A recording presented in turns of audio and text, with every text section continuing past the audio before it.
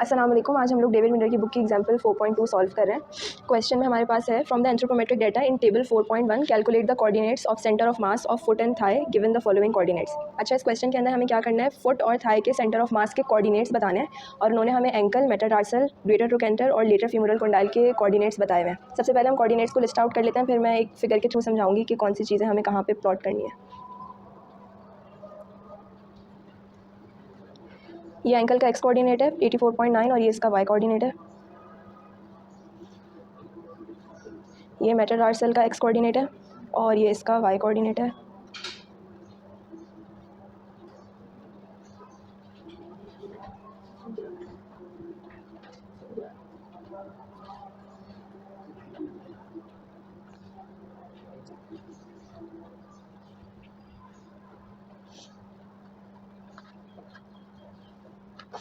ये हमें सारे कोऑर्डिनेट्स दिए हुए हैं। ये बेसिकली लेग के पार्ट्स हैं। अगर हमें ग्राफ के थ्रू उसको समझने की कोशिश करें तो हमारी लेग के अंदर अगर यहाँ पे हिप जॉइंट मौजूद है तो हिप जॉइंट के अंदर हमारे पास मौजूद होगा ग्रेटर ट्रोकेंटर। तो हिप जॉइंट के अंदर ग्रेटर ट्रोकेंटर फिक्स होता है। यहाँ पे हम लोग कह सकते हैं कि सबसे पहला पॉइंट हमारा ग्रेटर ट्रोकेंटर होगा। अगर हिप जॉइंट है तो यहाँ पे हमारे पास ग्रेटर ट्रोकेंटर मौजूद होगा। ग्रेटर ट्रोकेंटर से हम लोग नी जॉइंट की तरफ मूव करेंगे तो नी जॉइंट पे हमारे पास लेटरल फीमोरल कंडाइल मौजूद होगा। तो नेक्स्ट है हमारे पास नंबर 2 पे नी जॉइंट। नी जॉइंट पे हमारे पास लेटरल फीमोरल कंडाइल मौजूद होगा। नेक्स्ट है हमारे पास मेटाटार्सल और एंकल। नंबर 3 पे हमारे पास एंकल मौजूद होगी और लास्ट पॉइंट है हमारे पास मेटाटार्सल। इससे हमारी पूरी लेग जो है वो फॉर्म हो रही है। यहाँ से हिप जॉइंट से नी जॉइंट तक का पॉइंट हमारा थाई का है, नी से एंकल तक हमारे पास लेग है और एंकल से मेटाटार्सल तक हमारे पास फुट है। अगर हम देखें तो हमारे पास एक्स एक्सिस में सबसे हाईएस्ट जो कोऑर्डिनेट की वैल्यू है वो 101 है।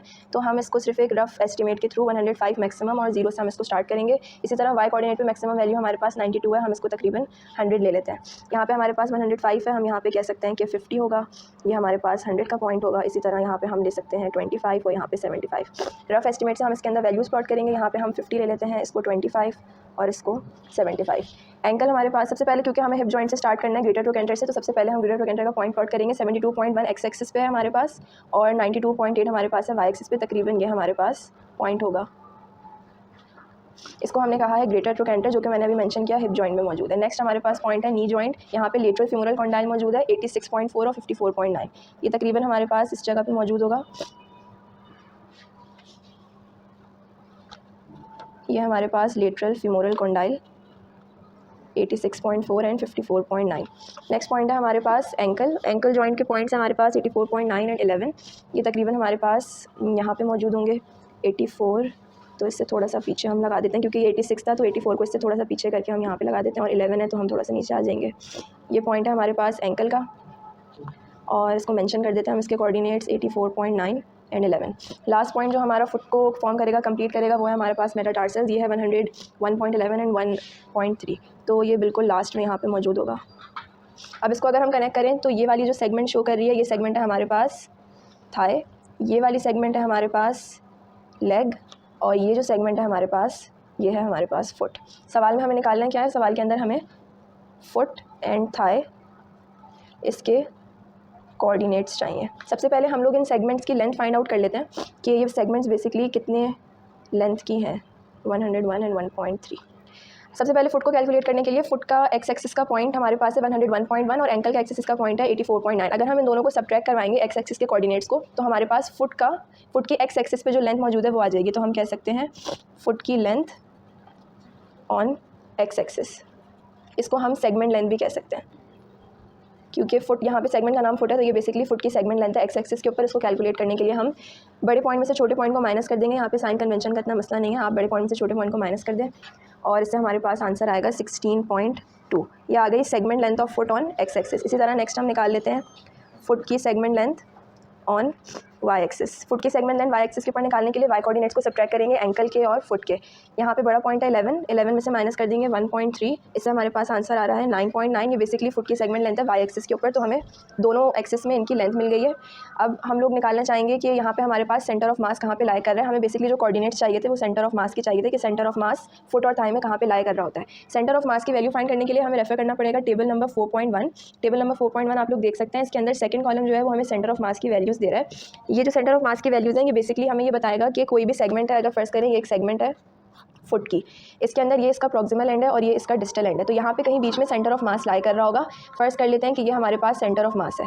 प्रॉक्सिमल एंड से सेंटर ऑफ मास की जो वैल्यू है उसको निकालने के लिए हमें टेबल की प्रॉक्सिमल वाली वैल्यू को लेना है, जो कि हमें गिवन है अगर हम लोग फुट के पास जाएँ। अच्छा जी, तो टेबल के अंदर सेंटर ऑफ मास निकालने के लिए हमारे पास दो चीज़ें हैं, एक प्रॉक्सिमल एंड से हम फाइंड कर सकते हैं डिस्टेंस और एक डिस्टल एंड से फाइंड कर सकते हैं डिस्टेंस। टेबल में जो बेसिकली हेडिंग लगी हुई है वो हमारे पास है centre of mass divided by segment length. इसका मतलब ये जो टेबल में हमें रेशियो की वैल्यू गिवन है जो कि फुट के लिए गिवन है 0.5, अगर हमें सेंटर ऑफ मास की वैल्यू चाहिए, सेंटर ऑफ मास की लेंथ फ्रॉम प्रॉक्सिमल एंड, तो हमें इस सेगमेंट लेंथ को इस 0.5 से मल्टीप्लाई करवाना होगा, तब हमारे पास सेंटर ऑफ मास की वैल्यू आएगी। तो एज इट इज़ टेबल की वैल्यू आपने यूज़ नहीं करनी है। टेबल की वैल्यू जैसे मैंने अभी मेंशन किया रेशियो के फॉर्म में और टेबल में मेंशन भी हुआ है centre of mass divided by segment length. और ये हमारे पास दो वैल्यूज़ हो सकती है, प्रॉक्सिमल से भी कैलकुलेट कर सकते हैं, डिस्टल से भी कर सकते हैं। आंसर हमारे पास at the end of the numerical same ही आएगा। तो अभी हम with respect to proximal end इसको सॉल्व कर रहे हैं। फुट के लिए प्रॉक्सिमल एंड से सेंटर ऑफ मास की वैल्यू गिवन है 0.5, तो फुट का सेंटर ऑफ मास अगर हमें कैलकुलेट करना है फ्रॉम प्रॉक्सिमल एंड, तो हम इस 0.5 को मल्टीप्लाई करेंगे सेगमेंट लेंथ से। सेगमेंट लेंथ क्योंकि हम लोग कोऑर्डिनेट्स की रिस्पेक्ट से कर रहे हैं, तो हमने एक्स एक्सिस और वाई एक्सिस पे निकाली है। सबसे पहले हम इस वैल्यू को मल्टीप्लाई करेंगे एक्स एक्सिस की सेगमेंट लेंथ से। एक्स एक्सिस की सेगमेंट लेंथ से मल्टीप्लाई करके ये जो हमें पॉइंट मिला है 8.1, ये बेसिकली फुट का सेंटर ऑफ मास का एक्स कोऑर्डिनेट मिल गया। तो ये सेंटर ऑफ मास का हमारे पास एक्स कोऑर्डिनेट आ गया। इसी तरह अगर हम फुट के ही सेंटर ऑफ मास का वाई कोऑर्डिनेट कैलकुलेट करेंगे, तो वही प्रॉक्सिमल एंड की जो वैल्यू है हमारे पास 0.5, सेम उसी वैल्यू को यूज़ करना है, सिर्फ वाई कोऑर्डिनेट की वजह से जो सेगमेंट लेंथ हमें यूज़ करनी है वो वाई एक्सिस के रिस्पेक्ट से जो हमने सेगमेंट लेंथ कैलकुलेट की है वो यूज़ करनी है, जिसकी वैल्यू थी 9.9 और इसको मल्टीप्लाई करके बेसिकली 9.7 है इसमें। इसको मल्टीप्लाई करके हमारे पास आंसर आएगा 4.85। ये जो हमने कोऑर्डिनेट्स कैलकुलेट किए हैं, ये कोऑर्डिनेट्स क्योंकि हम लोगों ने अभी यहाँ पे ऑरिजिन को डिफाइन नहीं किया हुआ था, तो विद रिस्पेक्ट टू ऑरिजिन ये कोऑर्डिनेट्स आ रहे हैं 8.1 और 4.85। लेकिन इस ग्राफ के अंदर हमारा ऑरिजिन और इसका ऑरिजिन सेम नहीं है। फुट का ऑरिजिन हमने इसको लिया है, प्रॉक्सिमल पॉइंट को कंसिडर किया है। इस डायग्राम के अंदर हमारा प्रॉक्सिमल पॉइंट एंकल था और यहाँ पे हमारे पास फुट लाई कर रहा था। तो हम देख सकते हैं डायग्राम में कि वो जो फुट का हमारे पास कोऑर्डिनेट है वो इस पॉइंट पे कहीं इस तरफ लाई कर रहा होगा। इसका मतलब उसके एक्स एक्सिस की वैल्यू और हमारा प्रॉक्सिमल पॉइंट जो कि ऑरिजिन के तौर पर बिहेव कर रहा है उसकी वैल्यू इसके आगे है। तो हम इस प्रॉक्सिमल पॉइंट में इसके कोऑर्डिनेट को प्लस करेंगे फाइनल आंसर लाने के लिए। एंकल का एक्स एक्सिस का कोऑर्डिनेट था 84.9, इसके अंदर इस 8.1 की वैल्यू को प्लस करेंगे, जिससे हमारे पास आंसर आ रहा है 93। ये फाइनल आंसर है जिसको हम लोग ग्राफ के अंदर प्लॉट कर सकते हैं। तो ये 93 के ऊपर हमारे पास लाई कर रहा है एक्स कोऑर्डिनेट। और सेकंड हमारे पास निकालना था वाई कोऑर्डिनेट। वाई कोऑर्डिनेट के लिए हमारे पास आंसर आया था 4.85। यहाँ पे अगेन हम प्रॉक्सिमल वैल्यू के वाई कोऑर्डिनेट को ऑरिजिन की रिस्पेक्ट से देखेंगे, लेकिन यहाँ पे हम देख सकते हैं कि इसके वाई एक्सिस की वैल्यू और हमारा ये जो सेंटर ऑफ मास है उसके वाई एक्सिस की वैल्यू उसके बिलो लाई कर रही है, यानी कि उससे कम है। तो इसके लिए हमें इस प्रॉक्सिमल के वाई कोऑर्डिनेट को अपने इस वाई कोऑर्डिनेट से माइनस करवाना है। तो ये हमारे पास आंसर है इसका 11 वाई कोऑर्डिनेट, इसमें से हम माइनस करवाएंगे 4.85 को और इससे हमारे पास आंसर आएगा 6.15 सेंटीमीटर। दोनों पॉइंट्स को अगर हम यहाँ पे प्लॉट करें 93 सेंटीमीटर इससे थोड़ा सा आगे है और 6.15 जो है 11 से नीचे कहीं यहाँ पे हमारे पास सेंटर ऑफ मास आ रहा है फुट का। ये हमारे फुट के लिए सॉल्व हो गया। नेक्स्ट हमें थाई के भी सेंटर ऑफ मास के कोऑर्डिनेट्स चाहिए थे। इंशाल्लाह नेक्स्ट वीडियो में हम इसको सॉल्व करेंगे। जब तक आप इसे होमवर्क असाइनमेंट के तौर पर ट्राई कीजिए। और उसके लिए जो हम यूज़ करेंगे वो ग्रेटर ट्रोकेंटर और लेटरल फ्यूमरल कॉन्डाइल की वैल्यूज़ होंगी, जिससे सेगमेंट लेंथ और फिर यही चीज़ें फॉलो करके कोऑर्डिनेट्स आएंगे। Thank you.